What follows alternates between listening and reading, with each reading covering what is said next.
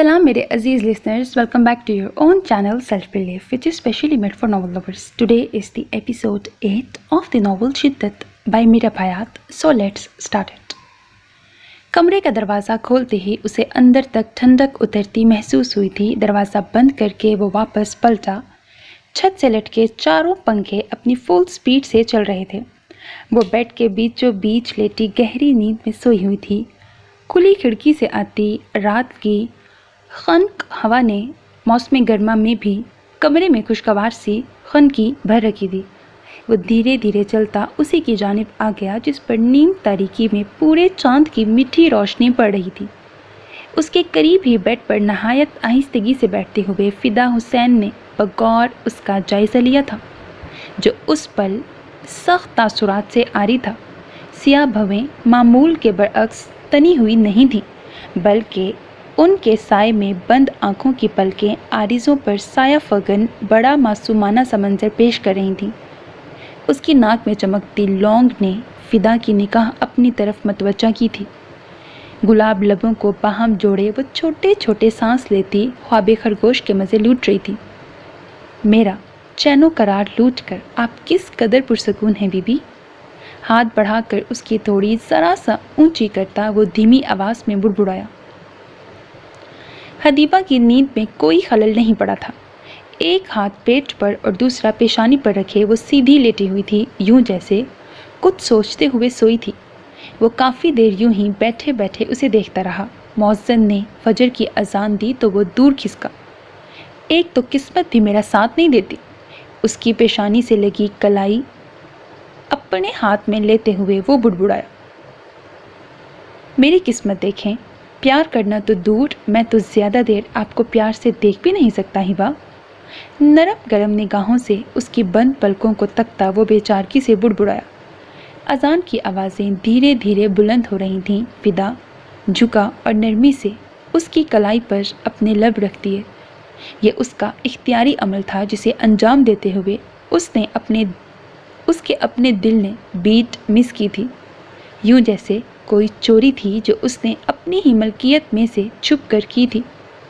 उसकी नाजुक नरमो मुलायम कलाई को छूते हुए उसका दिल जिस तरह बेइख्तियार हुआ था, वो उसकी मुंह जोरी पर घबरा गया। फिदा ने एक चोर नज़र सोई हुई पर डाली, पर आंखें फिर अपनी बंद कर लीं। बेइख्तियार सा होकर वह उसके हाथ का लम्स महसूस करता चला गया। अपनी उंगलियों के पोरों पर महसूस होती शेब की हल्की हल्की चुभन पर हदीबा किसमिस आई। फिदा की आंखें सुर्ख पड़ने लगीं। वो शोरीदा सर होते जज्बात पर लगाम डालता सीधा हुआ और आहिस्तगी से उसकी कलाई अपनी नर्म गिरफ्त से आज़ाद कर दी। किसी दिन मार ही डालेंगी आप मुझे। सोई हुई हदीबा से शिकवा करता वो उसके पास से उठ गया। एक गहरी नज़र उसकी नींद में भी गुलाबी होते चेहरे पर डालकर वो पलट गया। लब हदीबा की खामोशी पर मुस्कुराए थे, जबकि उसके पलटते ही हदीबा ने आंखें खोलकर जल्दी से करवट बदल ली। बाजुओं में तकिया दबोचते हुए उसका दिल पूरी रफ्तार से धड़क रहा था। उसे बिल्कुल अंदाज़ा नहीं था कि वो उसके कहते ही नौशहरों से निकल आएगा। वो कमरे में आकर आराम से सो गई थी। ये तो उसका मामूल था कि फजर की पहली अजान के साथ ही उसकी आंख खुल जाया करती थी, लेकिन आज ये अजान के साथ साथ उसके महरम के लबों का लम्स था जिसने उसे नींद में झंझोर डाला था। उसकी बेताबियाँ हदीबा के वजूद में खून की गर्दिश तेज़ कर गई थीं। ये तो शुक्र था कि वो उसके किसमिसाने पर दूर हो गया था, वरना जाने क्यों हदीबा खुद में आंखें खोलने की हिम्मत नहीं जुटा पा रही थी। वो यूं ही करवट बदले कुछ देर गहरे सांस लेती खुद को कंपोज करती रही, जबकि फिदा सोफे पर बैठा मुस्कुराती नज़रों से उसकी पुश्त को देखता रहा। वो जान गया था कि हदीबा जाग रही है। हदीबा की खामोशी उसके लिए खुश आइन थी। फिदा के लब धीरे धीरे मुस्कुराने लगे। आज मौसम सुबह से ही खुशगवार था। सुरमई बादल आसमान के सीने पर मंडलाते हुए हौले हौले चलती हवा के संग उड़ रहे थे।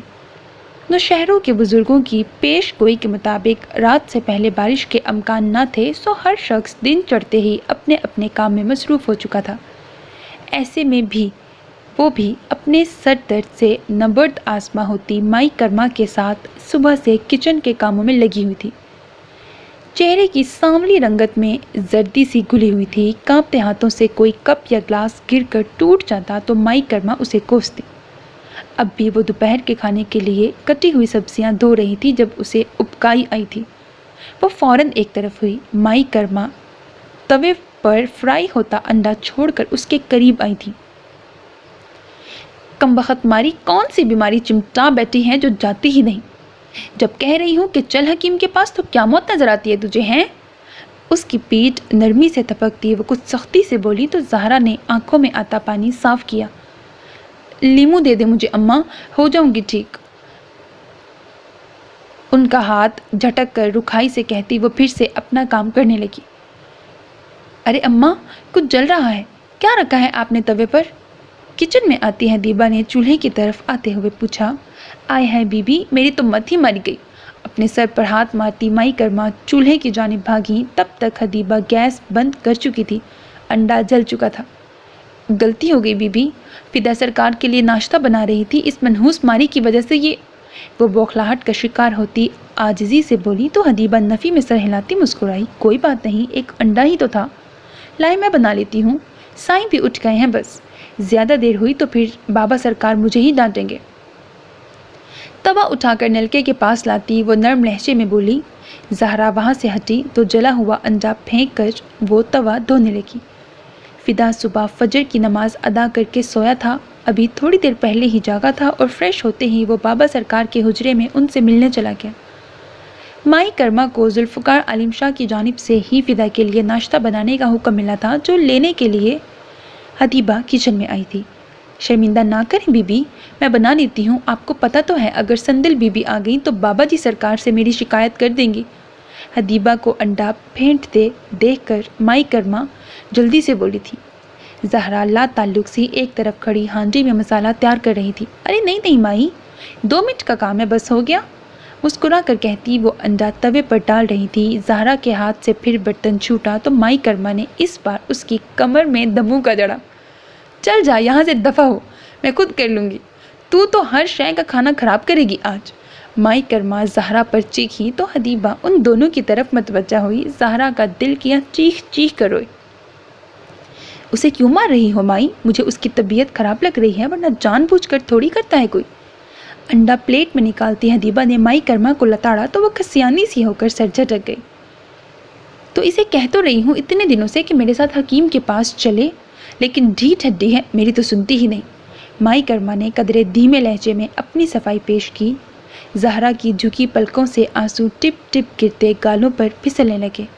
یہ تو غلط بات ہے زہرا، اگر تم یوں لاپرواہی کرو گی تو طبیعت مزید بگڑ جائے گی۔ خیر آج میں نے ڈاکٹر کے پاس جانا ہے، سر میں اکثر درد رہتا ہے، تو تم میرے ساتھ ہی چلنا۔ حکیم کو چھوڑو، ڈاکٹر کو ہی دکھا دیں گے۔ اس کی مشکل حل کرنے کو حدیبہ نرمی سے بولی۔ اسے فدا نے آج جاگتے ساتھ ہی زہرا کی طبیعت خرابی کی بابت آگاہ کیا تھا۔ اس کا کہنا تھا کہ زہرا نے اس سے شکایت کی ہے کہ حکیم کی نیت اور نظر دونوں میں ہی فتور ہے، سو زہرا نوشہروں کی واحد لیڈی ڈاکٹر کے کلینک سے چیک اپ کروانا چاہتی ہے۔ اسی معاملے میں فدا نے حدیبہ سے مدد مانگی تھی اور وہ بیوقوف یہ بھی نہ پوچھ سکی کہ رات کے تیسرے پہر تو وہ کراچی سے واپس آیا تھا، تو بھلا کس وقت زہرا نے اس سے حکیم کی شکایت کر ڈالی تھی۔ وہ فدا اور زہرا کی بچپن کی دوستی کے پیش نظر اس کی زہرا سے ہمدردی سمجھتی تھی، سو فوراً مان گئی، اور اب اپنے سر درد کا بہانہ بنا کر مائی کرما کے سامنے زہرا کو ساتھ لے جانے کا ذکر بھی کر دیا تھا۔ اس سے اچھا بھلا اور کیا ہوگا بی بی؟ مائی کرما خوشی سے بھولے نہ سمائی کہ بھلا ڈاکٹرنی کی فیس ادا کرنا اس کے بس میں کہاں تھا۔ زہرا نے انکار کرنا چاہا، لیکن تبھی وہاں ولید آ گیا۔ ایک کپ چائے مل سکتی ہے؟ وہ زہرا کی طرف دیکھتا حدیبہ سے مخاطب تھا، ماتھے پر بکھرے بال اور بے ترتیب سا حلیہ، وہ بھی شاید ابھی جگا تھا۔ فریش ہو کر بابا سرکار کے حجرے میں آ جائیں آپ، میں وہیں لے آتی ہوں۔ اسے تنبیہی نظروں سے گھورتے ہوئے حدیبہ نے کہا تو وہ سر اسبات میں ہلاتا پلٹ گیا۔ ان کے لیے بھی ناشتہ بنا دے اماں، اب دونوں جوڑی دار اکٹھے ہی ناشتہ کریں گے۔ وہیں ایک طرف کرسی پر بیٹھتی وہ بیزار ولید اور فدا کے بارے میں بولی، اور تم اپنے کمرے میں جا کر ابھی ریسٹ کرو، چلو زہرا کو پھر سے کام کرتے دیکھ حدیبہ کچھ سختی سے بولی تو چاروں نچار اسے جانا پڑا۔ مائی کرما اس سے مزید باتیں کرتی ناشتہ بنانے لگی۔ وہ دینیات کا لیکچر لے کر جیسے ہی کلاس سے باہر نکلی اسے سامنے ہی وہ پلر سے ٹیک لگائے کھڑا نظر آ گیا۔ علیشا نے اپنی سیاہ پلکیں جھپکائیں اور اس کے پاس سے گزرنے لگی جب عالم پھرتی سے اس کے پاس آیا۔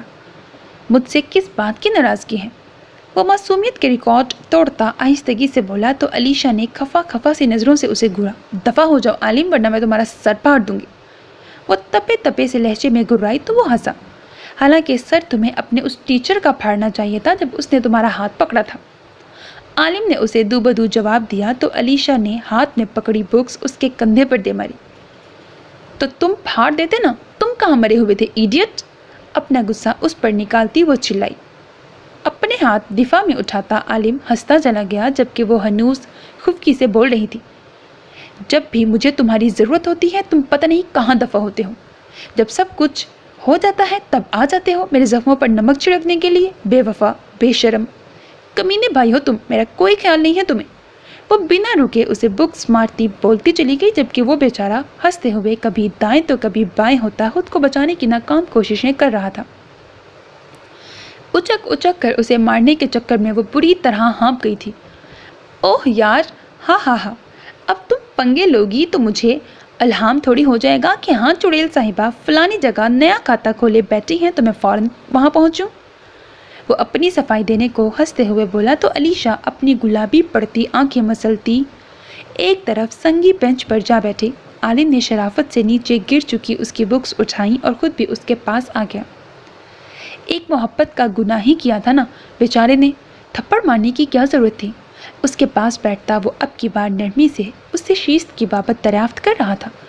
اس کے سوال پر علیشا نے ایک بار پھر اسے گھورا۔ وہ میرا اسکیچ بنا رہا تھا اور ہر وقت مجھے گھورتا رہتا ہے۔ اس کا علاج ضروری تھا، مجھے اس کو تھپڑ مارنے پر کوئی افسوس نہیں ہے۔ مجھے تو غصے میں کہتی وہ آنکھ میں سر جھٹک کر شمس کا نام لیتے لیتے چپ کر گئی۔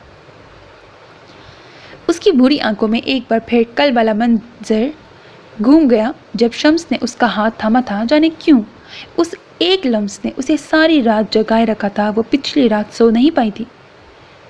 کیا تم نے تو شاید اپنے ٹیچر کے بارے میں کچھ کہنا چاہتی ہو؟ عالم نے غیر سنجیدگی سے اسے چھڑا تو علیشا نے مڑ کر اس کے بازو پر مکہ مارا۔ بدتمیزی مت کرو، تمہارا تو دماغ ہی الٹا ہے۔ وہ دبی سی آواز میں گرائی۔ حالانکہ میں نے ابھی تک کوئی الٹی بات نہیں کی۔ اس کے دل کی چوری پکڑتا وہ پھر سے بڑی سادگی کا مظاہرہ کر گیا تو علیشا نے ضد ہو کر اسے دیکھا۔ تمہارے اندر بھائیوں والی کوئی خصلت نہیں ہے، مجال ہے جو ذرا بھی تمہاری غیرت کو جوش آیا ہو۔ اسے چڑھانے کو وہ تپے سے لہجے میں بولی تو وہ ڈھیٹ پن سے مسکرایا۔ میں زمانہ جاہلیت کی اس خصلت سے قطعی محروم ہوں۔ ہاں اگر تمہیں غیرت کا مظاہرہ دیکھنے کا اتنا ہی شوق چڑھ رہا ہے تو میں سارنگ کو بتا دیتا ہوں کہ تمہارا کلاس فیلو تم پر عاشق ہے اور تمہارے محبوب ترین ٹیچر نے تمہارا ہاتھ پکڑا ہے۔ بظاہر مسکرا کر لیکن حقیقتاً سنجیدگی سے کہتے ہوئے عالم نے باقاعدہ موبائل ہاتھ میں لیا تو علیشا نے فوراً اس کے ہاتھ سے موبائل جھپٹا۔ یہ میرے ڈرامے مجھ پر ہی ٹرائی مت کیا کرو، وہ احتجاجاً چیخی تھی۔ عالم نے کچھ سنجیدہ نگاہوں سے اسے گھورا تو پھر میری غیرت بھی مت جگاؤ ورنہ سب سے پہلے تمہیں گز بھر کی چادر اپنے گرد لپیٹنی پڑے گی، اور یہ جو آزادانہ پوری یونی اور یونی سے باہر لور پھرتی ہو نا اس کو بھی لگام ڈال دوں گا، سمجھی کچھ؟ اس کے چہرے کے بدلتے تیوروں سے محظوظ ہوتا وہ بظاہر سنجیدگی سے بولا۔ اس کی باتوں پر پوری کی پوری اس کی جانب گھومتی علیشا کی آنکھیں پھیل چکی تھیں۔ یہ کیا بکواس کی ہے تم نے؟ ہاں بتانا تو ذرا۔ چادر مینس دوپٹہ لوں گی اور وہ بھی میں، اور کیا کہا تم نے؟ میں لوٹ پھرتی ہوں۔ وہ غضب ناک ہو چکی تھی۔ عالم نے وہاں سے اٹھنے میں ہی عافیت جانی۔ مذاق کر رہا تھا یار، کہاں تو ہے میں سارنگ والی غیرت سے محروم ہوں۔ اپنا کہا روکتا وہ جلدی سے بولا، آئندہ یہ فضول بات کی تو میں تمہیں گنجا کر دوں گی، یاد رکھنا۔ تو تم شروعات مت کرنا نا، इस बार अपनी बेलगाम होती हंसी को खुली छूट देता वो हंसते हुए बोला तो अलीशा उस पर चढ़ दौड़ी। आलिम ने सरत से वहाँ से दौड़ लगाई थी। रुको तुम ज़रा, मैं अभी बताती हूँ तुम्हें। उसके पीछे भागती वो चिल्लाई। आलिम मिनटों में उसकी नज़रों से ओझल हुआ था। वो कमर पकड़कर गहरे सांस लेती हाँफ रही थी। कमीना, बात करना ही फजूल है इससे, वो बुड़बुड़ाई। चेहरे पर आते बालों को संवारती वो वापस पलटी। ध्यान एक बार फिर कल वाले वाक़ये की तरफ मबसूल हो चुका था। क्या मैंने तुम्हें नहीं समझाया था कि तुम औरत ज़ात से दूर रहोगे? क्या मैंने तुम्हें आगाह नहीं किया था कि औरत फितने के सिवा कुछ नहीं? उसके मुकाबिल खड़ा उसका बाप उस पर गरज रहा था। और शीस हैदर, वो हमेशा की तरह खामोश था, क्योंकि कुदरत ने उसके मुकद्दर में खामोशी लिखी थी। तुम्हें अंदाज़ा भी है शीस, कितनी शर्मिंदगी उठानी पड़ी है मुझे तुम्हारे टीचर्स के सामने। और पूरी यूनी में तुम्हें बस वही एक लड़की मिली थी इश्क करने को, जो अव्वल रोज़ से तुम्हारी तजलील करती आ रही है। उनका गुस्सा और बरहम अंदाज आज काबिले दीद था। शीस की आंखों में धुंध सी भरने लगी। मेरी बात अच्छे से सुन लो शीस, वो लड़की किसी भी तरह तुम्हारे और हमारे ख़ानदान के काबिल नहीं है, इसीलिए उसका ख्याल अपने दिलो दिमाग से निकाल दो। उसे खामोश पाकर वो आखिर में हतमी अंदाज में बोले तो शीस ने अपनी धुंधली निगाह उठाई। ये क्यों कह रहे हैं कि वो मेरे काबिल नहीं? साफ साफ कहे ना कि मेरा नाकिस वजूद उसके काबिल नहीं है। उनकी तरफ देखता वो भराई हुई मध्यम तर आवाज़ में बोला तो मुकाबिल की आंखों में सर्द मोहरी सी दर आई। तुम्हारा नाकिसपन तुम्हारे वजूद में नहीं, तुम्हारे दिमाग में है शीस। अपने रुतबे को पहचानो। तुम्हारा मुकाम उस लड़की की पिछली 7 नस्लों से बुलंद है। अगर मैं एक बार उसके बाप से तुम्हारे लिए बात करूं तो वो उसे अपनी बेटी की खुशनसीबी समझेगा। शीस की आंखों में देखकर बात करते उस शख्स के लहजे में गरूर बोल रहा था।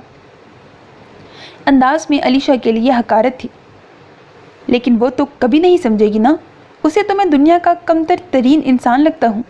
शिकवा खुद ब खुद उसके लबों से फिसला था। वो खुद कितनी कमतर है उसे इस बात का एहसास नहीं, लेकिन ये तुम्हारा मसला नहीं है मेरे शेर। तुम अपनी तालीम पर ध्यान दो। उस लड़की के पर मैं वक्त आने पर काट दूंगा।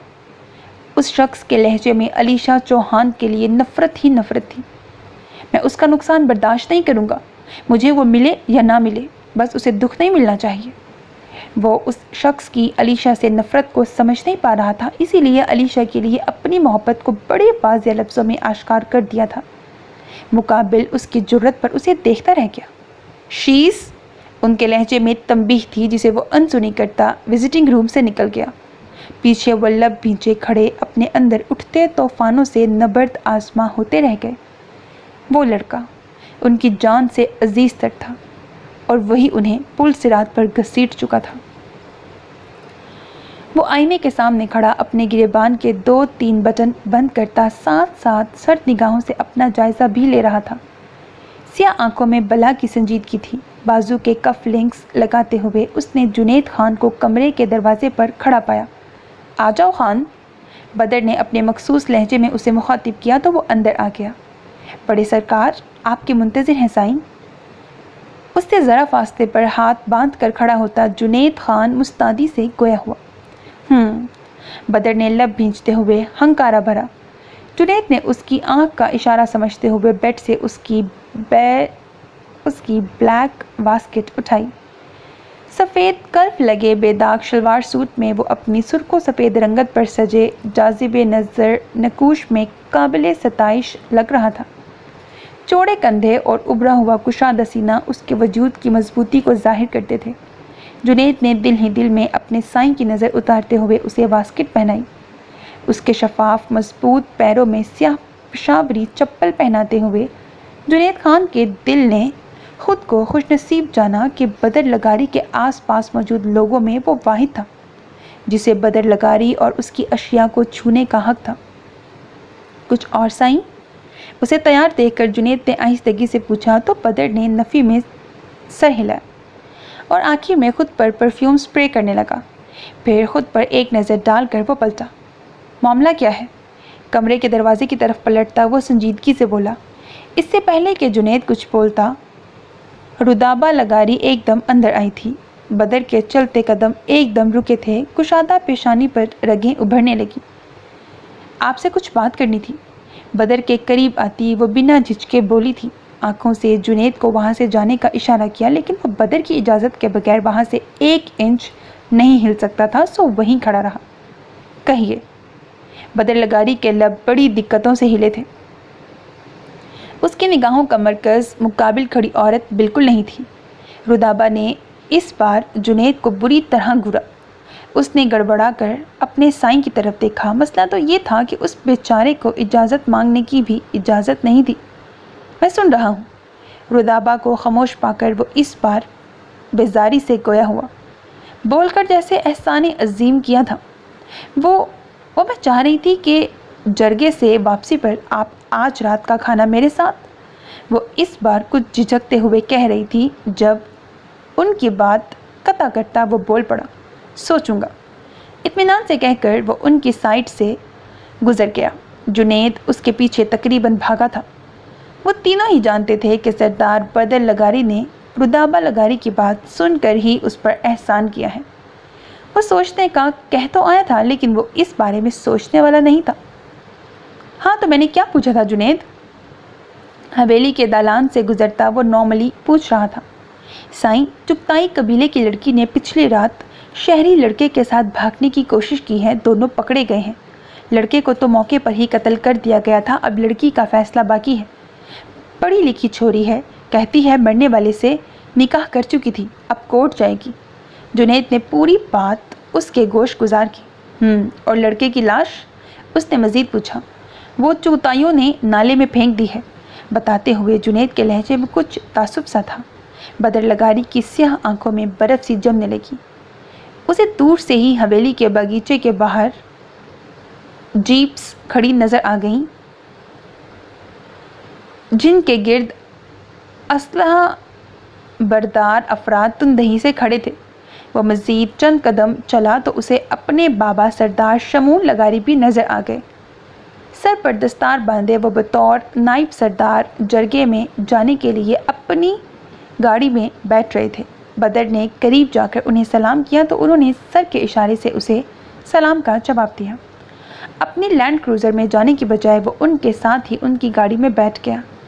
جنید نے جلدی سے ڈرائیور کے ساتھ والی فرنٹ سیٹ سنبھالی تو ڈرائیور نے گاڑی آگے بڑھا دی۔ اس کے یکے بعد دیگرے 8 گاڑیاں آگے پیچھے نکلتی ان کی گاڑی کا احاطہ کیے ہوئے تھی۔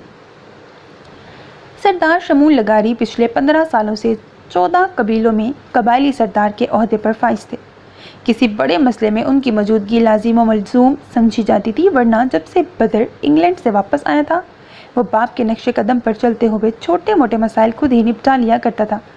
معاملہ قتل کا تھا جس میں شہر سے پولیس ملوث ہو سکتی تھی۔ یقینی طور پر پولیس کے لیے بھی جرگہ سسٹم کی بنیاد پر ہاتھ ڈالنا ناممکن تھا، لیکن سردار شمون کے لیے یہ معاملہ نپٹانا اب ناگزیر ہو چکا تھا۔ اب تو موڈ اچھا کر لیں، گھر جا رہی ہیں آپ؟ گاڑی ڈرائیو کرتے منصب نے انہیں مخاطب کیا جو پچھلی سیٹ پر براجمان تھیں۔ چہرے پر حزن و ملال کسی کیفیت تھی۔ موڈ ان کا نہیں، بابا سرکار کا اچھا ہونا چاہیے، ورنہ تمہارے ساتھ ساتھ ان کی بھی خیر نہیں۔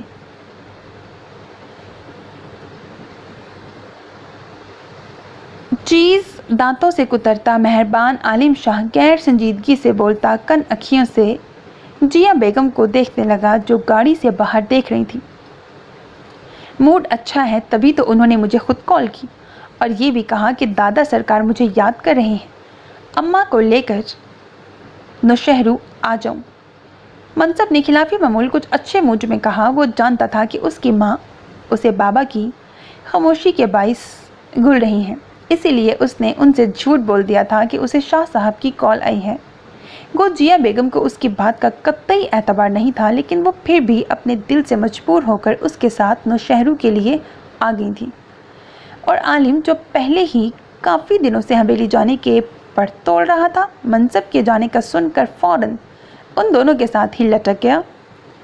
اگر ایسا ہے پھر تو اماں آپ کا مسکرانا بنتا ہے یار، اب آپ یوں منہ پھلائے بیٹھی رہیں گی تو پھر میری یہ چیز میرے حلق میں ہی اٹکتی رہے گی۔ مسلسل منہ چلاتا وہ بڑی بے چارگی سے بولا تو وہ نم آنکھوں سے مسکرائیں۔ तो किसने कहा है अकेले अकेले ठूसो, उन्हें भी पूछ लो।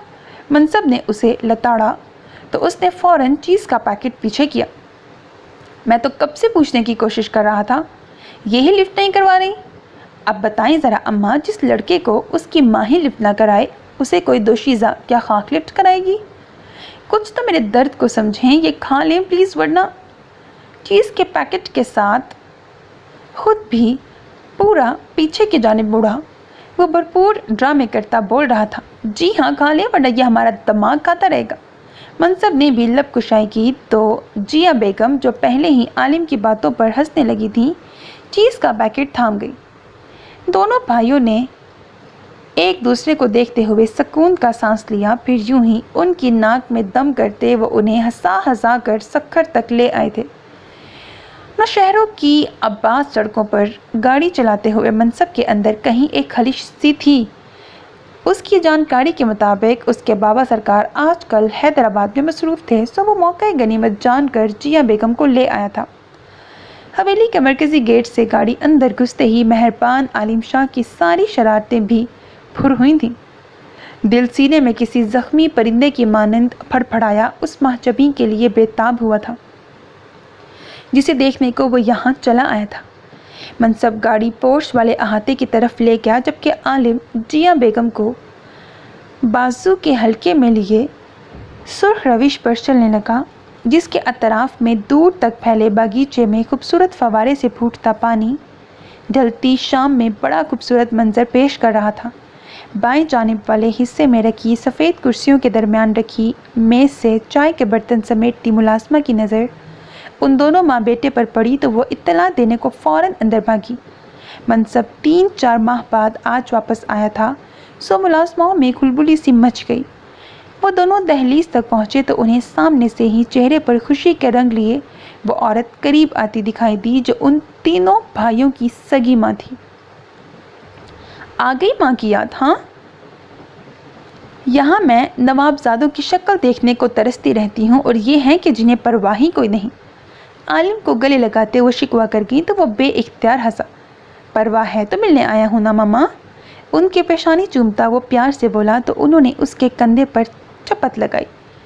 बताओ मत, सब जानती हूँ किसकी कितनी परवाह है। एक इस्तेहज़ाया निगाह उसके पहलू में खड़ी जिया बेगम पर डालकर वो बज़ाहिर हंसते हुए बोली थी, अस्सलाम वालेकुम मामा, मुझे भी देख लें, मैं भी आप ही की खातिर आया हूँ। आलिम के पीछे से अंदर आते मनसब ने गैर संजीदगी से दुहाई दी, लो तुम्हें देखने को तो मैं सारा सारा दिन यहीं खड़ी रहती हूँ। आंखें रास्ता ही देखती रहती हैं कब मेरा शहज़ादा आएगा और कब मेरे गले लगेगा। उस पर निसार होती वो उसकी तरफ बढ़ी तो आलिम ने जिया बेगम का हाथ थाम लिया। आप मेरे साथ आएँ, यहाँ ट्रेलर काफ़ी लंबा होने वाला है। उन्हें साथ लिए वो सरगोशियाना बोला तो जिया बेगम ने उसे एक थप रसीद की। माँ है तुम्हारी बेशरम, उन्होंने उसे लताड़ा। हाँ लेकिन बहुत बड़ा ड्रामा है कसमें, वो बुड़बुड़ाया।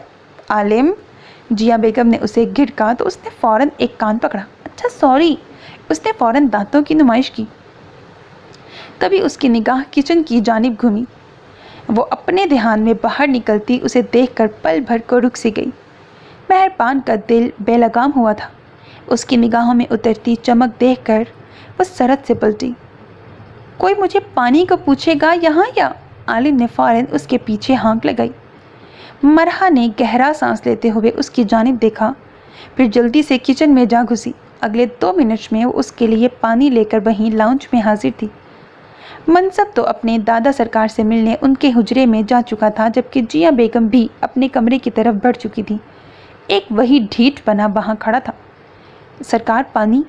मरहा ने पानी का भरा ग्लास उसकी तरफ बढ़ाया जो बेताब निगाहों से उसका एक एक नक्श तकता उसे सुर्ख कर रहा था। पानी ले लेना, उसे मुसलसल खुद को तकता पाकर वो मिनमिनाई। उसे खुद पर आलिम से ज़्यादा उसकी मम्मा की निगाहों की तपिश महसूस हो रही थी, जो सामने ही सीढ़ियों के पास खड़ी बज़ाहिर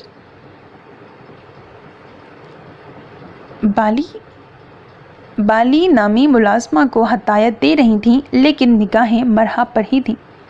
सरकार, मरहा के लब तीसरी बार फड़फड़ाए तो आलिम ने बेहद नरमी से उससे ग्लास थाम लिया। ऐसा करते हुए जाने कैसे उसकी उंगलियों ने मरहा का हाथ छू लिया। वो कपकपा उठी। उसके दूसरे हाथ में मौजूद जग लरस गया।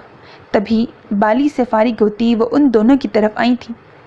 आली, उनकी आवाज़ में चिंगाड़ सी थी। मरहा का दिल खौफ से धड़कने लगा। जग उसके हाथों से छूटने को ही था जब आलिम ने उसके हाथ पर हाथ रखते हुए जग थाम लिया। मरहा ने हरासांसी होकर उसकी जानिब देखा। अब खड़ी खड़ी मेरे बेटे का मुंह क्या देख रही है, चल दफ़ा हो यहाँ से। करीब आकर उसे धक्का देती वो चिल्लाई तो जग पर उसके हाथ की गिरफ्त बिल्कुल हल्की हो गई। नतीजतन जग ज़मीन बोस होकर किरची किरची हो गया। मरहा 2 कदम पीछे हटती अपने लबों पर हाथ रख गई। हाथ टूटे हुए हैं तेरे मनहूस, इतना कीमती जग तोड़ दिया है, अब इसकी कीमत क्या तेरा बाप चुकाएगा। आलिम की नज़रों का गुस्सा उस पर निकालती वो बिफर कर उसकी तरफ बढ़ी थी। ममा प्लीज़, उन्हें टोकता वो जल्दी से उसके आगे आया था। नतीजतन उनका फिज़ा में उठा हुआ हाथ आलिम की गर्दन पर लगा था। मरहा ने इस अफ्ताद पर घबरा कर चेहरे पर हाथ रख लिए। उसका नन्हा दिल ज़ोरों शोर से धड़क रहा था, जबकि वो माँ बेटा एक दूसरे के मुकाबिल थोड़ी देर पहले वाली सूरत हाल से यकसर उलट हालत में खड़े थे। आलिम की आंखों में नागवारी थी तो उसकी माँ की आंखों में सफ़ा की। तुम्हें 100 मरतबा कहा है मुलाजमों के मामले में मत पड़ा करो आलिम, वो कदरे धीरे मगर सख्त लहजे में चबा चबा कर बोली थी। आलिम ने बर्दाश्त का कड़वा घूंट भरते हुए अपने हाथ जीन्स की जेबों में घुसा लिए। मैंने भी आपको बहुत मरतबा इस तरह के बेरहमाना सलूक से मना किया है ममा। पलकें झपकाता वो ठहर ठहर कर नरम लबो लहजे में गोया हुआ तो संदल बेगम ने बेचैन सी होकर नज़रों का रुख बदला। तुम अभी मासूम हो, तुम्हें कुछ नहीं पता आलिम। मुलाजमों के साथ रहम दिली का नतीजा बहुत सालों पहले यह हवेली भुगत चुकी है। अब मज़ीद कोई धचका बर्दाश्त नहीं किया जाएगा, इसीलिए तुम इन मामलात से दूर रहो। आलिम की सर्द पड़ती आंखों में झांकते हुए उन्होंने तंबीही अंदाज में उसे समझाया कम और आगाह ज़्यादा किया था, यूँ जैसे उसे वाज़िया तौर पर उसके और मरहा के मबैन औकात का फ़र्क याद दिला दिया था, जबकि इस तज़लील पर उसने लब काटती मरहा के लिए वहाँ मज़ीद खड़े रहना महाल हो गया। आलिम की सट पड़ती आंखों में झांकते हुए उन्होंने तंबीही अंदाज में उसे समझाया कम और आगाह ज़्यादा किया था, यूँ जैसे उसे वाज़िया तौर पर उसके और मरहा के मबैन औकात का फ़र्क याद दिला दिया था, जबकि इस तज़लील पर अपने लब काटती मरहा के लिए वहाँ मज़ीद खड़े रहना महाल हो गया। अरे भाई, आप फिर आ गए, अभी थोड़े दिन पहले ही तो आए थे। सामने सीढ़ियों से उतरता सुबहानी उसे देखकर चहकते हुए बोला, अंदाज साफ छेड़ता हुआ था। संदल बेगम उसकी बात पर उसकी जानिब घूम गई। थोड़े नहीं, पूरे 27 दिन बाद, आलिम ने चबा चबा कर कहा तो वो सर धुनते हुए हंसा। हाँ हाँ, थोड़े ही हो गए ना।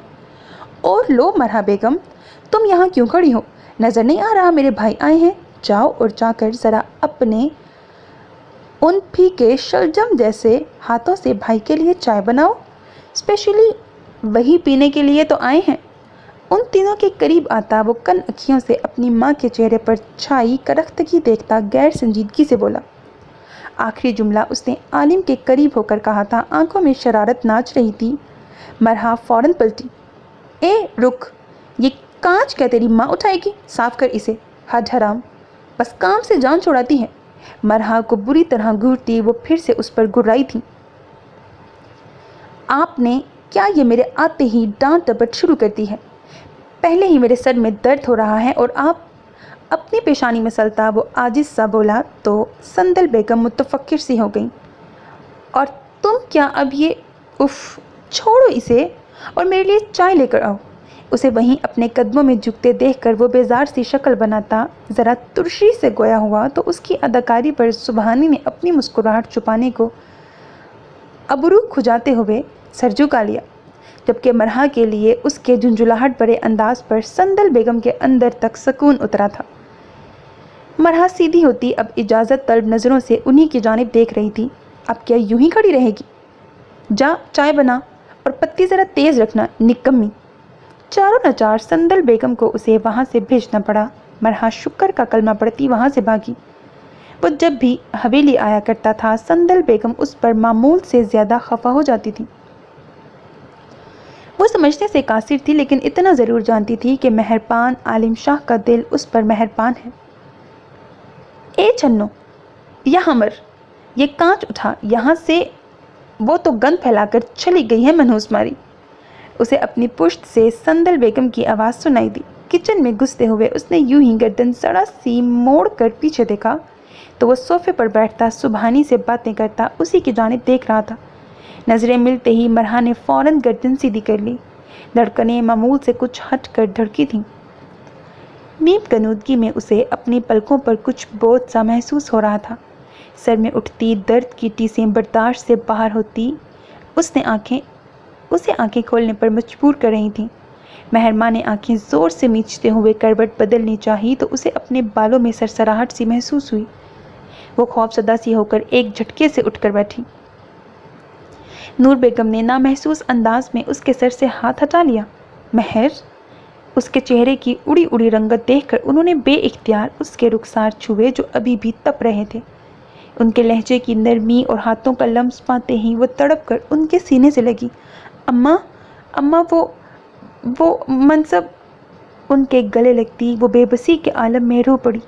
نور بیگم جو پہلے ہی اس کے تیز بخار کے باعث پریشان تھیں منصب کے نام پر اپنی جگہ ساکت سی رہ گئیں۔ کل جب وہ ڈھلتی شام میں گھر واپس آئی تھیں تو انہیں مہر ماں بیڈ پر اوندے منہ سوتی ملی تھی۔ جب وہ رات گئے تک نہ جاگی تو انہوں نے اسے ہلایا تھا۔ اسے بخار میں جلتا محسوس کر کے وہ فوراً اس کے ابی جی کے پاس بھاگی تھیں۔ ان کے وہم و گمان میں بھی نہیں تھا کہ اس کی بکھرتی حالت کا ذمہ دار ایک بار پھر وہی شخص ہوگا جس کی طرف سے وہ بے فکر ہو چکی تھیں۔ انہوں نے ایک جھٹکے سے اسے خود سے الگ کیا۔ کیا کیا منصب نے؟ پھر ملا وہ تمہیں؟ اسے بازوؤں سے تھامے وہ حواس باختہ سی پوچھ رہی تھی۔ مہرماں نے ہچکیوں سے روتے ہوئے ان کا چہرہ دیکھا جو غصے اور بے بسی کے احساس سے سرخ پڑ رہا تھا۔ نہیں، وہ میں نے بہت برا خواب دیکھا، خواب میں وہ بہت غلط کر رہا تھا میرے ساتھ۔ آنسو صاف کرتے ہوئے اس نے بمشکل بات سنبھالی تھی۔ نور بیگم نے گہرا سانس لیتے ہوئے اسے اپنے سینے سے لگا لیا۔ شکر میرے اللہ، ان کے لب بے آواز ہلے تھے، جبکہ مہرماں نے ان کے یقین کر لینے پر اذیت سے آنکھیں میچ لیں۔ وہ انہیں کل والے واقعے کی بابت آگاہ کر کے پریشان نہیں کرنا چاہتی تھی۔ اسے تو خود یہ بات کل ہی معلوم ہوئی تھی کہ منصب کے پاس اس روز کی ویڈیو ہے۔ اماں، وہ ان سے الگ ہوتی اپنے بھیگے گال صاف کرتے ہوئے بولی۔ نور بیگم نے سوالیہ نظروں سے اس کی جانب دیکھا۔ کیا زبردستی کیے گئے زنا میں عورت بھی گناہ گار ٹھہرتی ہے؟ وہ پلکیں جھپکاتی کچھ جھجکتے ہوئے پوچھ بیٹھی۔ اس کے سوال پر نور بیگم کا دل دہل گیا۔ مہر، کیا اول فال بول رہی ہو؟ جو ہوا ہی نہیں اس کا حساب کتاب لگانے کی بجائے خدا کا شکر ادا کرو جس نے تمہیں گناہ گار ہونے سے بچا لیا۔ اسے ڈپٹتے ہوئے وہ کافی سختی سے بولی تو وہ پلکیں جھپک جھپک کر اپنے آنسو حلق میں اتارنے لگی۔ اماں، بدکاری بہت بڑا گناہ ہے نا؟ اگر ہم بدکار نہ ہوں اور بدی خود ہمیں اپنی جانب کھینچے تو کیا کرنا چاہیے؟ ان کے اندر دبی راکھ کی چنگاریوں کو کریدتی وہ ان کا دل چھلنی کرنے پر تلی ہوئی تھی۔ میری بات یاد رکھنا مہر، بدی دلدل کی مانند ہوتی ہے۔ بدکار کو فقط ایک قدم اس کی جانب بڑھانا پڑتا ہے، دوسرے کی ضرورت پیش نہیں آتی، بلکہ بدی خود ہی بدکار کو اپنی جانب کھینچ لیتی ہے۔ سہارا دینے کو کوئی راہگیر مل جائے تو بدکار اس دلدل سے نکل بھی آتا ہے، ورنہ بدی کی دلدل آخرکار بدکار کو نگل جاتی ہے۔ کسی غیر مرئی نکتے کو گھورتی وہ یاسیت زدہ سی بولتی چلی گئی، لیکن حقیقتاً انہوں نے مہرماں کے لیے سوچ کا ایک در وا کر دیا تھا۔ اسے منصب عالم شاہ ایک دلدل کی مانند لگ رہا تھا۔ اسے شدت سے اندازہ ہو رہا تھا کہ اگر اس نے ایک قدم بھی اس کی جانب بڑھایا تو وہ گناہوں کی دلدل میں پھنس جائے گی، اور اگر دلدل خود ہمارے پیروں تلے آ جائے تو؟ مہرماں نے پھر سے پوچھا۔ اس بار وہ حال میں واپس آتی غمگین سے مسکرائیں۔ جو بدی خود ہم تک آئے وہ ہماری آزمائش ہوتی ہے، اور اللہ انسان کو آزمائش میں مبتلا کر کے کبھی اکیلا نہیں چھوڑتا۔ ہم ایسی دلدل میں پھنس بھی جائیں تو ہاتھ تھام کر ہمیں نکال باہر کرنے والا اللہ کا کوئی نہ کوئی بندہ مل ہی جاتا ہے۔ اسی لیے ہر صورت میں اللہ پر توکل رکھنا لازم و ملزوم ہے مہر۔ वो धीमे लहजे में बोली थी, अल्लाह ने इंसान के सामने नेकी और बदी दोनों रास्ते वाज़िया कर दिए हैं मेरी जान। दोनों में से किस पर चलना है ये बशर का इंतखाब है। अगर बशर बदी से परहेज़ करना चाहे तो अल्लाह उसके लिए ऐसा वसीला बना देता है जिसके ज़रिए वो नेकी के रास्ते पर कदम रखने में कामयाब हो जाता है, ऐसा रास्ता जिसकी मंजिल जन्नत है। अब ये तो बशर पर मुनहसर है कि वो दिल में कैसी चाहत रखता है, क्योंकि अल्लाह तुम्हारे अमाल नहीं तुम्हारी नीयतों को देखता है। बाज़ नमाजियों के दिलों में शैतान बसते हैं तो बाज़ शराबी और ज़ानी ऐसे हैं जिनके दिल अल्लाह की मोहब्बत से मुनव्वर हैं। वो ठहरे हुए मध्यम लहजे में बोल रही थी। मेहरबान ने गहरा सांस लेते हुए उनके कंधे पर सर टिका दिया। अम्मा, मैं नेक नहीं हूँ, मैं पाँच वक्त की नमाज़ी भी नहीं हूँ, लेकिन मैं उस गुनाह कबीरा से डरती हूँ जिससे अल्लाह ने मुझे बचा लिया। तब जब मैं बेबस थी और मेरे बच जाने का शायद कोई रास्ता नहीं था, लेकिन अल्लाह ने मामू को मेरी नजात का ज़रिया बना दिया। और अब जब वो खोई खोई सी रवानगी में बोलती रुकी, शायद वो उन पर हकीकत आश्कार करने वाली थी। और अब नूर बेगम ने उसे सीधा किया। और अब जब मेरी कोई मजबूरी नहीं है सिवाय खौफ के, तो मैं कैसे गुनाह की इस दलदल में उतर सकती हूँ जिसके बाद मेरी आखिरत तबाह हो जाएगी। सिर्फ एक खौफ भी किसका? उस ज़मीनी खुदा का जो खुद हकीकी खुदा की जानिब से ढीली छोड़ी गई रस्सी का फ़ायदा उठा रहा है। उसके अंदर ही किसी ने उसे झंझोड़ा था, लेकिन वो लबों से कुछ बोल नहीं पाई। बताओ महर, नूर बेगम ने उसे हिलाया था। क्या मनसब आलिम शाह की धमकी से खौफज़दा हो जाना दुरुस्त था? वो जो खुद पूरी कायनात के मालिक के सामने अपनी पलक की जुम्बिश का भी मोहताज था, क्या उस जैसे शख्स की धमकी से डर कर वो अल्लाह के अहकामात से मुंह मोड़ सकती थी? नहीं, बिल्कुल नहीं। महरमा के अंदर तोड़ फोड़ शुरू हो चुकी थी। महर, क्या मसला है? इस बार नूर बेगम ने उसे बाजुओं से थामा था। कुछ नहीं, शायद ख्वाब का असर है। उन्हें टालने को उलझन अमेज़ अंदाज में कहती वो उनके पास से उठ गई। नूर बेगम ने कुछ उलझन अमेज़ नज़रों से उसकी जानिब देखा। ऐसे क्या देख रही हैं? भूख लग रही है मुझे, कुछ है खाने को? अपने उलझे हुए बालों को समेटती वो उनका ध्यान बचाने की गर्ज से बोली तो उन्होंने अस्पात में सर हिला दिया। दलिया बनाया था तुम्हारे लिए, तुम हाथ मुंह धो लो, मैं लेकर आती हूँ। आईने के सामने खड़ी महर माँ पर एक नरम निगाह डालकर वो आहिस्तगी से बोलती उठ खड़ी हूँ। वो बाल जूड़े में लपेटती वॉशरूम में जा घुसी। उसके वजूद पर नकाहत तारी थी, लेकिन वो उस पल सोने के मूड में नहीं थी। उसे जागना था और सोचना था, खूब सोचना था, और फिर सोच समझ कर फैसला करना था। हाँ, उसे एक बार फिर मनसब आलिम शाह को इनकार करने के लिए हिम्मत जमा करनी थी। उसे वहाँ छोड़कर मुझे यहाँ क्यों ले आए हैं आप? वो अकेली घबरा जाएगी साईं।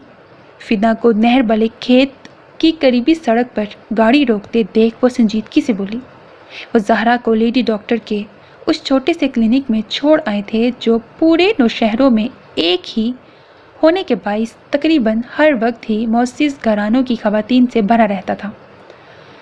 वहाँ मज़ारों की औरतों के लिए कोई जगह नहीं थी, लेकिन हदीबा ने खुद लेडी डॉक्टर से बात की थी। तब उसने ज़हरा को इंतज़ार करने वाली खवातीन के पास बिठा दिया था। वो फिदा के बुलावे पर क्लिनिक से बाहर उसकी बात सुनने आई थी और वो उसे वहाँ से ले आया था। इतनी डरपोक भी नहीं है वो जितना आपने उसे समझा हुआ है हिबा। उसे चेकअप करवाने दें। आए, आज मैं आपको अपनी ज़मीनें दिखाता हूँ। इत्मीनान से कहते हुए फिदा ने अपनी तरफ का दरवाज़ा खोलना चाहा तो हदीबा ने उसे रोकने को हाथ पकड़ लिया। रुक जाएं साईं, क्यों गज़ब करना चाहते हैं? उसके हाथ के नरम लम्स पर वो उसकी जानिब पलटा तो वो कुछ नाराज़गी से गोया हुई। ये कोई इतनी बड़ी बात नहीं है हिबा, वो उसे बावर करवाने वाले अंदाज में बोला तो हिबा ने उसके हाथ से अपना हाथ पीछे कर लिया, लेकिन फिदा ने बर वक्त उसकी कलाई थाम ली। उसकी जुर्रत पर हदीबा का दिल धक से रह गया। वो मुकम्मल तवज्जो से उसी को देख रहा था।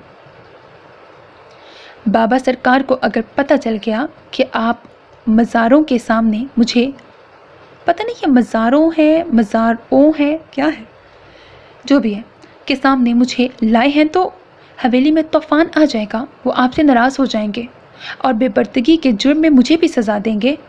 اپنی کلائی اس کی گرفت سے چھڑانے کی کوشش کرتی وہ ملتجیانہ بولی تو فدا نے اپنے لب بھینچ لیے۔ جب میں ہوں، کوئی آپ کو کسی ناکردہ جرم کی سزا نہیں دے سکتا ہبا۔ اس کی آنکھوں میں دیکھتا وہ ٹھہر ٹھہر کر بولا تو حدیبہ نے نفی میں سر ہلایا۔ آپ غلط کر رہے ہیں، وہ بمشکل بولی۔ آپ 2 منٹ یہیں رکیں، میں سب مینج کر کے واپس آتا ہوں، نرمی سے کہتا وہ اس کی کلائی چھوڑ کر گاڑی سے باہر نکل گیا۔ حدیبہ نے ایک نظر گاڑی سے باہر لہلہاتے سرسبز کھیتوں پر ڈالی۔ حویلی کا باغیچہ بھی بے حد خوبصورت تھا، لیکن اس کا دل ہمیشہ آزاد پرندوں کی طرح آسمان میں اڑنے کا خواہش مند رہتا تھا۔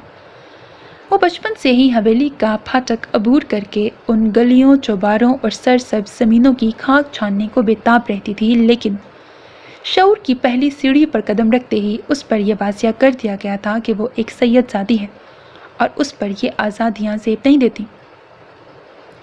اسے گریجویشن کروانے کا فیصلہ خود بابا سرکار کا تھا، اسی لیے اس نے حویلی کی 4 دیواری میں ہی کتابوں کو رٹ لیا تھا۔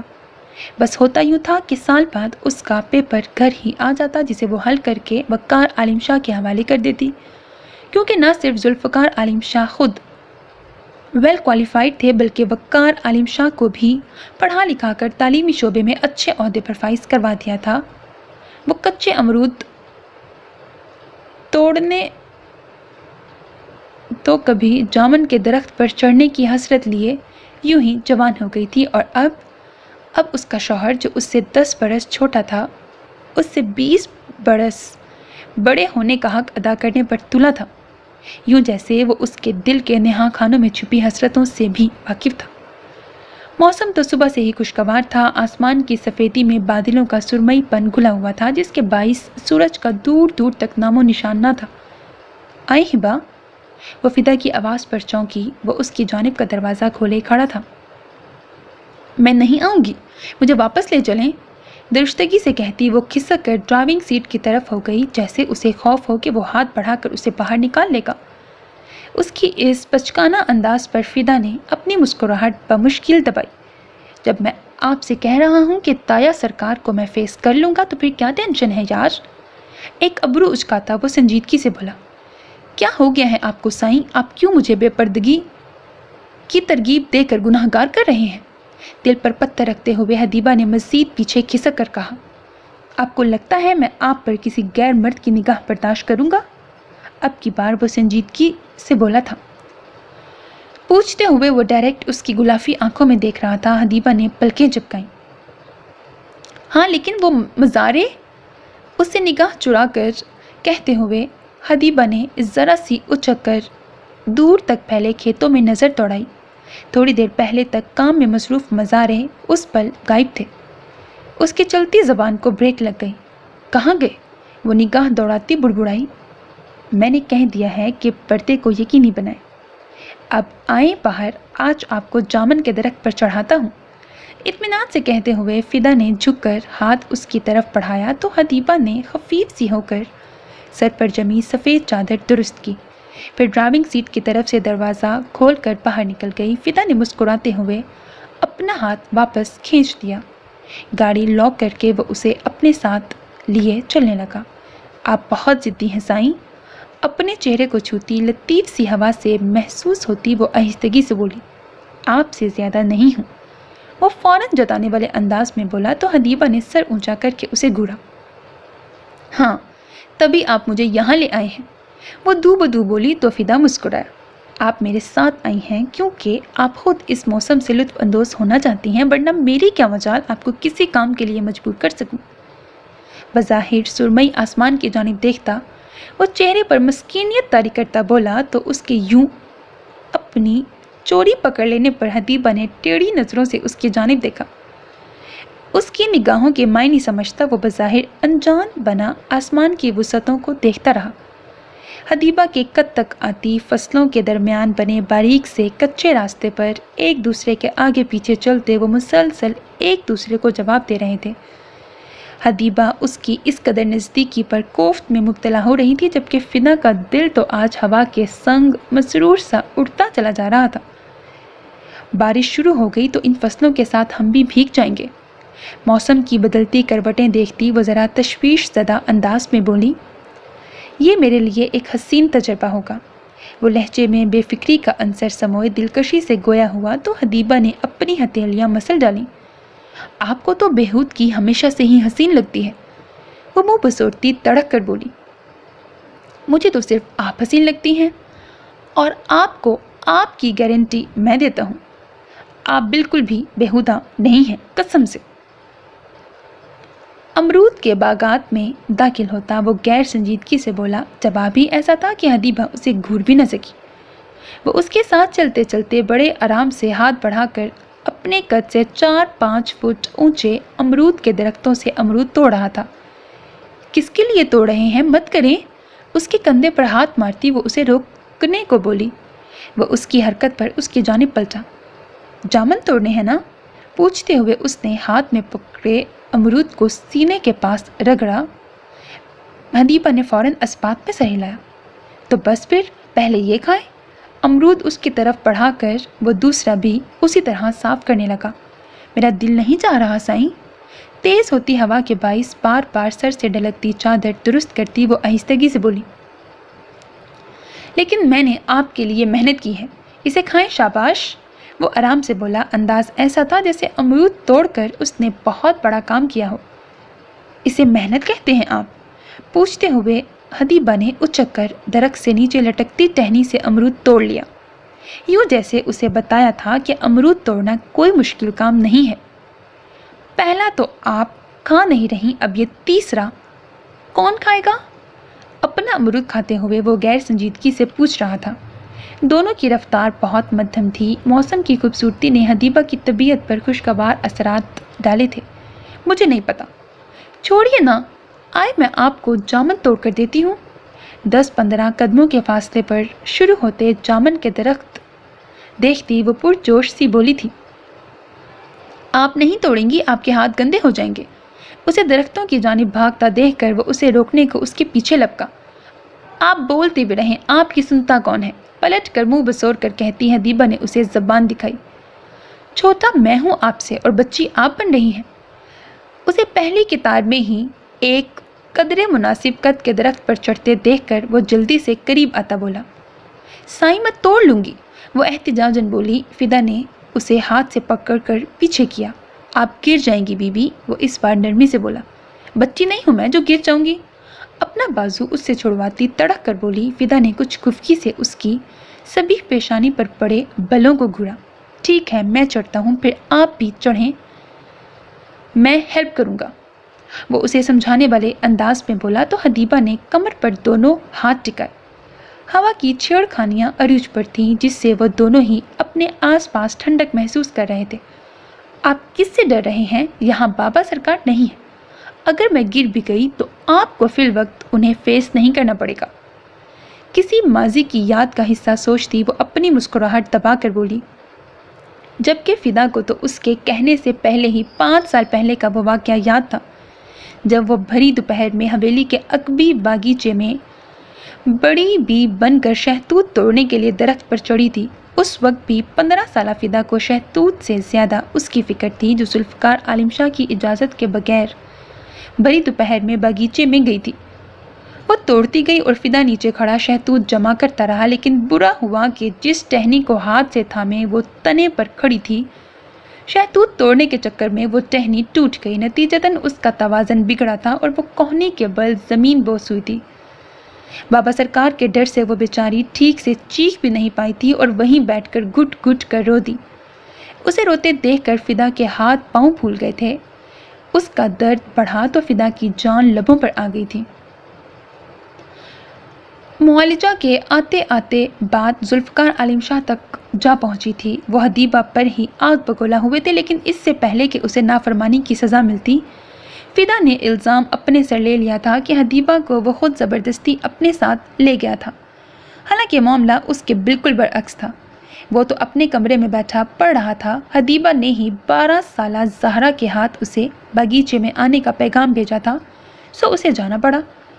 یوں بات فدا پر آ گئی تھی، سو معاملہ چونکہ سید زادے کی کوتاہی کا تھا، سو صدیوں سے چلتی ریت کے مطابق اسے بچہ کہہ کر معاف کر دیا گیا تھا، اور اب پھر سے وقت اپنے آپ کو دہرا رہا تھا۔ لیکن اس بار فدا اس کی تکلیف برداشت کرنے کا ضبط نہیں رکھتا تھا، سو آگے بڑھ کر خود درخت کے تنے پر پاؤں رکھتا کھڑا ہو گیا۔ سائیں میں نے کہا ہے نا میں توڑ لوں گی، وہ مٹھیاں بیچتی چلائی، یوں جیسے اسے مارنا چاہتی ہو لیکن ضبط کر رہی ہو۔ تو آئے نا۔ درخت کی یک مشت 3-4 ٹہنیوں کو مضبوطی سے پکڑے وہ مسکرا کر بولتا اس کی طرف ہاتھ بڑھا گیا۔ ایسے کیسے؟ وہ تذبذب کا شکار ہوئی۔ آئے نا میں بتاتا ہوں پھر۔ وہ ذرا سا جھکا ہوا تھا۔ حدیبہ نے پل بھر کو سوچا، پھر چپل پیروں سے اتارتی اس کی طرف بڑھی۔ بادلوں کی دھیمی گڑگڑاہٹ بارش کی آمد کا پتہ دینے لگی تھی۔ ہوا کے سنگ اڑتی چادر کا پلو تھامتی وہ درخت پر چڑھنے کے لیے اس کا اپنی جانب بڑھا ہاتھ تھام گئی۔ وہ 3 منہ درخت تھا جس کے دونوں تنوں پر وہ قدم جمائے کھڑا تھا۔ حدیبہ کے پاؤں رکھنے کے لیے جگہ نہیں تھی۔ وہ جھجکی، لیکن فدا نے اسے موقع دیے بغیر اپنی طرف کھینچ لیا۔ نتیجتاً حدیبہ کا پاؤں فدا کے پاؤں پر پڑا تھا۔ فدا نے اسے تھاما تو وہ اس قربت پر بوکھلا گئی۔ آپ ہی توڑ دیں، وہ جلدی سے کہتی پلٹی، لیکن مقابل کی گرفت مضبوط تھی۔ اب حسرت پوری ہو رہی ہے تو منہ کیوں موڑ رہی ہیں؟ میں چڑھاتا ہوں نا آپ کو۔ آنکھوں میں شرارت لیے اس کا بوکھلایا سا روپ دیکھتا وہ غیر سنجیدگی سے بولا۔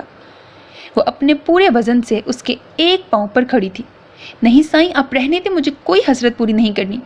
حدیبہ کا گریز اس پل فدا کے دل کی دھڑکنیں بڑھا رہا تھا۔ اس کی گردن میں سختی سے بازو حائل کیے وہ بمشکل کھڑی ہوئی تھی۔ سوچ لیں، پھر موقع نہیں ملے گا۔ وہ شاید اسے آزما رہا تھا۔ حدیبہ نے جھکی پلکیں اٹھا کر اسے گھورنا چاہا، مگر اس کی نگاہوں میں اترا محبت کا سمندر اس کے ہاتھ لرزا گیا تھا۔ اس کے لبوں پر مچلتی شوخ مسکراہٹ نے حدیبہ کے رخسار تپا ڈالے تھے۔ بہت خراب ہیں آپ، کیسے چلاکی سے مجھے قریب کر لیا۔ اس کے بازو میں چٹکی بھرتی وہ قدرے سلگ کر بولی تو وہ کہا لگا کر ہنسا۔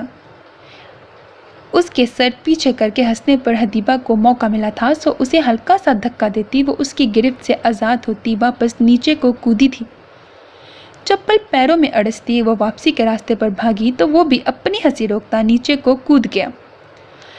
اسے اپنے آس پاس بےحد قریب اس کے نرم گداز وجود کا لمس محسوس ہو رہا تھا۔ اس ذرا سی قربت نے فضا کے حواس جھنجھوڑ ڈالے تھے۔ وہ بالوں میں ہاتھ چلاتا کچھ دیر وہیں کھڑا اسے محسوس کرتا رہا، پھر خود بھی اس کے پیچھے بڑھا جو نظروں سے اوجھل ہو چکی تھی۔ وہ تھوڑا ہی آگے بڑھا تھا جب اسے حدیبہ کی مدھم آواز سنائی دی۔ وہ اسے پکار رہی تھی۔ آپ کیوں آئے ہیں؟ حدیبہ بی بی کہاں ہے؟ وہ کلینک سے باہر آئی تو ولید شاہ کو اپنی گاڑی سے ٹیک لگائے کھڑے دیکھ کر آہستگی سے بولی۔ اسے کمپاؤنڈر نے حویلی سے گاڑی آ جانے کا بتایا تو وہ باہر نکل آئی تھی۔ ولید نے بغور اس کی آنکھوں میں دیکھا جہاں رونے کے باعث سرخ ڈورے تیر رہے تھے۔ کیا کہا ہے ڈاکٹر نے؟ ٹیک چھوڑ کر سیدھا ہوتے ولید نے نرمی سے پوچھا۔ اس کے سوال پر زہرا نے زخمی نگاہوں سے اسے گھورا۔ یہاں سے چلے جائیں سرکار، ورنہ میں خود پر سے اختیار کھو دوں گی۔ اس کی جانب سے چہرہ موڑ کر وہ ایک ایک لفظ پر زور دیتی کاٹ دار لہجے میں بولی۔ حدیبہ آپا نہیں آئیں گی، میں تمہیں لینے آیا ہوں، چلو آؤ میرے ساتھ۔ اس کی تنبیہ نظر انداز کرتا وہ دھیمی آواز میں بولا تھا۔ میں پیدل چلی جاؤں گی، آپ واپس چلے جائیں۔ چادر سے اپنا چہرہ چھپاتی وہ سلگتے ہوئے لہجے میں بولتی آگے بڑھ گئی۔ وہ سرد سے اس کے پیچھے لپکا۔ ایسی حالت میں تمہارا پیدل جانا ٹھیک نہیں ہے، چلو آؤ میرے ساتھ۔ اس کے سامنے آتا وہ گزارش کرنے والے انداز میں گویا ہوا تو اس کے الفاظ سنتی زہرا نے تڑپ کر سر اٹھایا۔ بھیگتی آنکھوں سے اس کے پرکشش چہرے کو دیکھا تھا جس پر سجی سرمئی آنکھوں میں اس کے لیے تفکر تھا۔ آپ نے جان بوجھ کر مجھے اس عذاب میں مبتلا کیا ہے نا سرکار؟ جان بوجھ کر میرے وجود کی دھجیاں اڑائی ہیں نا؟ اپنے آنسو پینے کی ناکام کوشش کرتی وہ بھرائی ہوئی آواز میں بولی۔ اس کی بھور آنکھوں میں ناچتی وحشتیں ولید کی روح زخمی کر رہی تھی۔ ایسا مت کہو زہرا، پلیز مجھے اس طرح سے شرمندہ مت کرو۔ تمہاری آنکھیں، تمہاری آواز، تمہارا یہ وجود، تمہارے ایک ایک نقش سے عشق ہے مجھے، یقین کرو۔ میں جان بوجھ کر تمہیں ایک خروچ بھی نہیں دے سکتا، کجا کہ وہ سب اس کی بہتی آنکھوں میں دیکھ کر کہتا وہ روانگی میں بولتے بولتے رکا۔ شاید بات مکمل کرنا بے حد اذیتناک تھا۔ آس پاس کوئی بھی نہیں تھا، شاید اسی لیے زہرا اسے سن بھی رہی تھی۔ میں آپ کو مرتے دم تک معاف نہیں کروں گی، اس کی آنکھوں میں دیکھتی وہ روتے ہوئے بولی۔ ولید کا دل خون ہو گیا۔ اچھا میرے ساتھ تو آؤ، ولید نے پھر سے گزارش کی۔ میں نہیں جاؤں گی، سختی سے کہتی وہ اس کے پاس سے گزرنے لگی جب ولید نے لب بھینچتے ہوئے اس کی کلائی تھام لی۔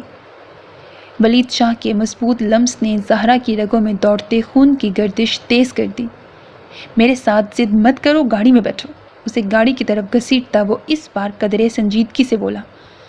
آپ میرے ساتھ زبردستی نہیں کر سکتے، وہ اپنا ضبط کھوتی چلائی۔ ولید نے انسنی کرتے ہوئے اسے فرنٹ سیٹ پر ہلکا سا دھکا دیا تھا۔ گاڑی کا دروازہ بند کرتا وہ گھوم کر ڈرائیونگ سیٹ پر آ بیٹھا۔ سرکار میں مر جاؤں گی، میرے ساتھ یوں مت کریں، برباد کر دیا ہے آپ نے مجھے، اس کی طرف مڑتی وہ روتے ہوئے چلائی جس نے گاڑی سٹارٹ کر دی تھی۔ تمہیں تباہ کر کے میں خود بھی برباد ہو گیا ہوں زہرا، مجھے بتاؤ ڈاکٹر نے کیا کہا ہے؟ سامنے سڑک پر دیکھتا وہ سنجیدگی سے بولا۔ ڈاکٹرنی نے کہا ہے کہ گناہ کا زہر میرے وجود میں پھیل گیا ہے، جو 9 ماہ بعد خود وجود میں آ کر مجھے نگل لے گا۔ سنا آپ نے؟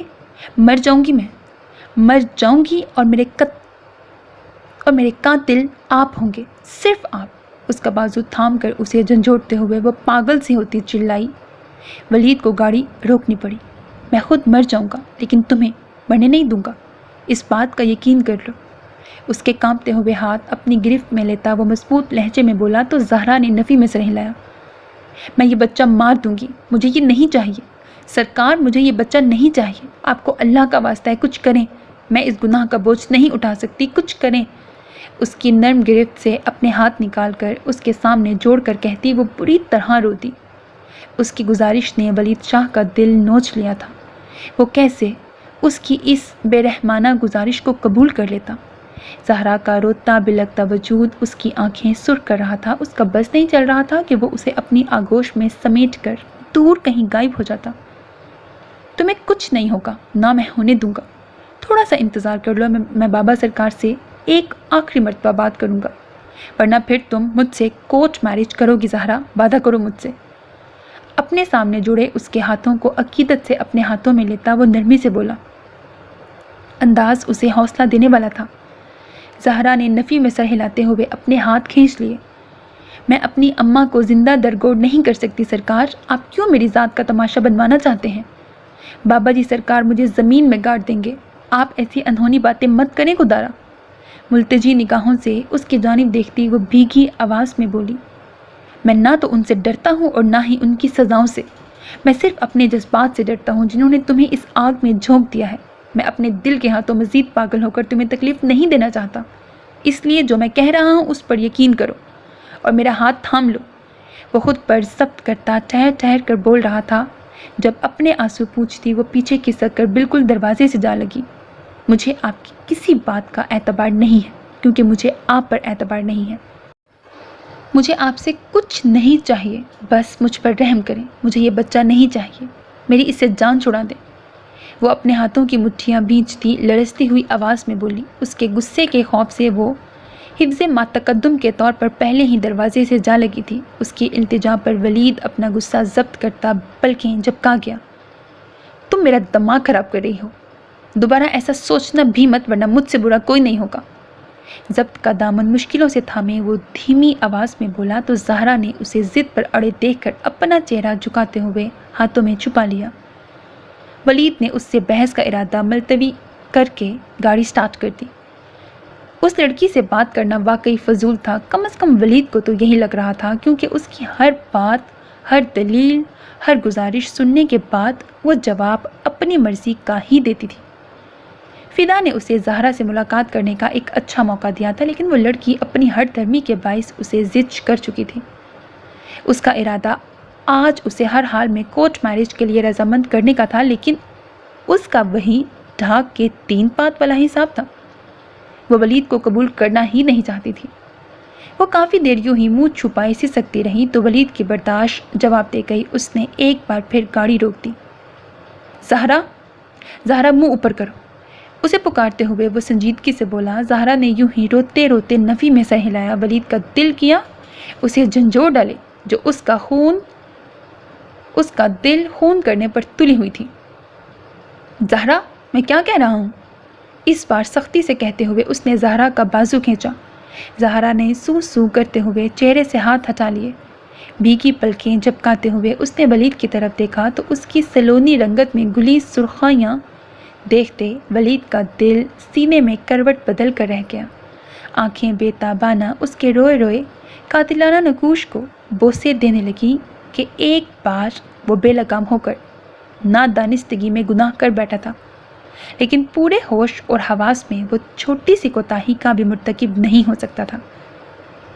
اچھا نہیں لگتا میں تمہیں؟ ولید نے نرمی سے پوچھا۔ دل اس کی قربت محسوس کرنے کو مچلنے لگا تھا، جس کا نڈھال وجود ایک ہاتھ کے فاصلے پر غم کی چادر اوڑھے بے حال سا نظر آ رہا تھا۔ زہرا نے جواب میں یوں ہی نفی میں سر ہلایا۔ اچھے نہیں، بہت برے لگتے ہیں آپ مجھے، اتنے برے کہ میں آپ کو نفرت کے قابل بھی نہیں سمجھتی۔ اپنے لبوں پر تشدد کرتی وہ بھرائی ہوئی آواز میں بولی، انداز میں دبا دبا سا غصہ تھا اور سادگی تھی۔ اس کے جواب پر وہ نہ چاہتے ہوئے بھی مسکرا دیا۔ سو میرے عزیز listeners, that was the end of the episode. Hope that you like it. اپنا بہت خیال رکھیے گا نیک تمناؤں کے ساتھ. اللہ حافظ. And don't forget to subscribe to my channel because that's how you can encourage me, and that's the only kind of support and encouragement which I want from all of you. Allah Hafiz.